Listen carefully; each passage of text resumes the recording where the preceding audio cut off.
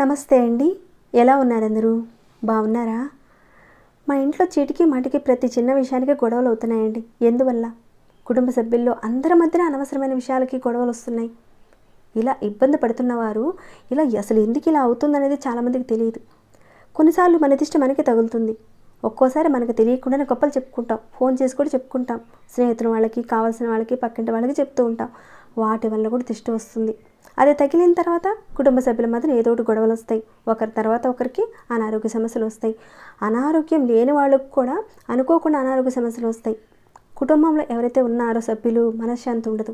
చిరాకు, కోపం అధికంగా ఉంటుంది. భార్యతోనూ పిల్లలతోనూ సరిగ్గా ఉండలేరు. పిల్లలు సుఖంగా ఉండరు. ఊరికే కోపం వస్తుంది. ఎందుకనేది అర్థం కాదు. దిష్టి దోషం వల్ల ధనరాబడి తగ్గిపోతుంది. చెడు దృష్టి వల్ల అంటే ఇక్కడ పిల్లల్ని కూడా మనం ముద్దులాడుతూ ఉంటాం. తల్లిదండ్రుల వల్ల కూడా పిల్లలకు దిష్టి తగులుతూ ఉంటుంది. అలానే మన ఆస్తిపాస్తుల గురించి, సంపాదన గురించి ఇతరుల దగ్గర గొప్పగా చెప్పుకోవడం వల్ల కూడా దిష్టి తగులుతుంది. తర్వాత పిల్లలైతే చదువులో బాగా తగ్గిపోతారు. ఇలాంటి సందర్భంలో ఎవరైతే ఉన్నారో, ఇబ్బంది పడుతున్నారో మన వంటగదిలో ఉన్న ఒక పదార్థంతో చేసుకునే తేలికైన పరిహారం చెప్తానండి. ఈ పరిహారాన్ని ఎవరైనా చేయొచ్చు. ఎటువంటి నియమ నిబంధనలు లేవు. మరి ఈ పరిహారాన్ని ఎప్పుడు చేయాలి, ఏ విధంగా చేయాలి, ఇవన్నీ కూడా చెప్తానండి. దానికన్నా ముందు ఒక రిక్వెస్ట్ అండి. ఈ వీడియోకి ఇంకా లైక్ ఇవ్వని వారు ఎవరైనా ఉన్నారా మీలో? ఒక లైక్ ఇవ్వండి. సబ్స్క్రైబ్ కానివారు ఉంటే మన ఛానల్ సబ్స్క్రైబ్ చేసుకుని డైలీ వాచ్ చేస్తూ ఉండండి. అలానే పరిహారాన్ని అయితే ఆఖరి వరకు చూడడానికి ప్రయత్నం చేయండి. అన్ని విషయాలు తెలుసుకొని కరెక్ట్గా చేసుకోండి. ఇక ఈ పరిహారాన్ని అయితే శనివారం రోజున చేయాలి. సూర్యోదయానికి ముందు కానీ, సాయంత్రం చీకటి పడిన తర్వాత కానీ చేయాలి. కావలసినవి పొట్టు తీయని ఆవాలు, దొడ్డుప్పు, కళ్ళుప్పు అంటాం కదండి, దాన్ని తీసుకోండి. మెత్తటి ఉప్పుతో ఈ పరిహారాన్ని చేయకూడదు. అలానే ఒక వైట్ పేపర్ కావాలి. మీరు ఒక చిన్న బౌల్లో కొద్దిగా ఆవాలు, కొద్దిగా ఉప్పు వేసి వేడి చేయాలి. అంటే ఈ రెండింటిని కలిపి వేడి చేయాలి.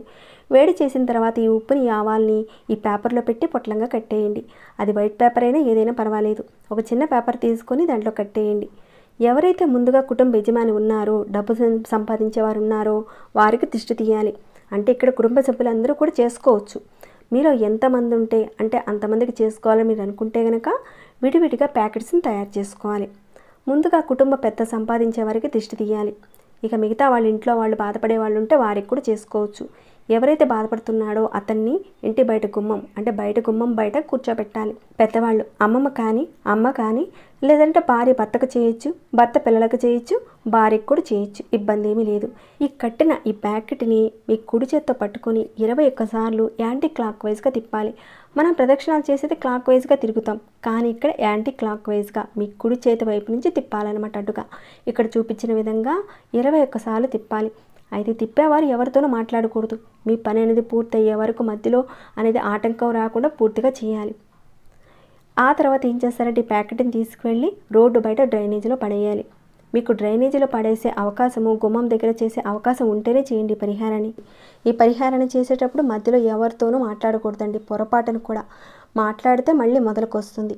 అలానే దిష్టి తీసేటప్పుడు కూడా మిమ్మల్ని ఎవరూ ఆపకూడదు. ఇలా 5 శనివారాలు చేయాలి. ఖచ్చితంగా 5 వారాలు చేయాలి. ఈ పరిహారం చేసిన కొన్ని రోజుల్లోనే మార్పు కనబడుతుంది. కుటుంబంలో ఎవరైతే వ్యక్తులు ఉన్నారో వారికి దిష్టి తగ్గుతుంది, మనశ్శాంతి లభిస్తుంది. అలానే ప్రయోగాలు చేశారు, ఏదో దాటామని మీకు అనుమానం ఉంటే కూడా వాటి నుంచి కూడా మీరు బయటపడతారండి. దిష్టి దోషం ఏదైతే ఉందో దానివల్ల మానసికంగా, ఆర్థికంగా చికాకులు ఉంటే కనుక అవి తొలగిపోతాయండి. చాలా పవర్ఫుల్గా పనిచేస్తుంది. డబ్బు ఖర్చు ఏది కాదండి. చూస్తూనే ఉన్నారు కదా.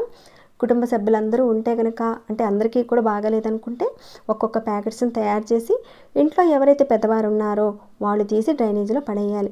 అలా పడేసి ఇంటికి తిరిగి వచ్చేయాలి. ఎవరు చేసినా కానీ ఆ కూర్చున్న వారు మాట్లాడకూడదు. అలానే తీసేవారు కూడా మాట్లాడకూడదు.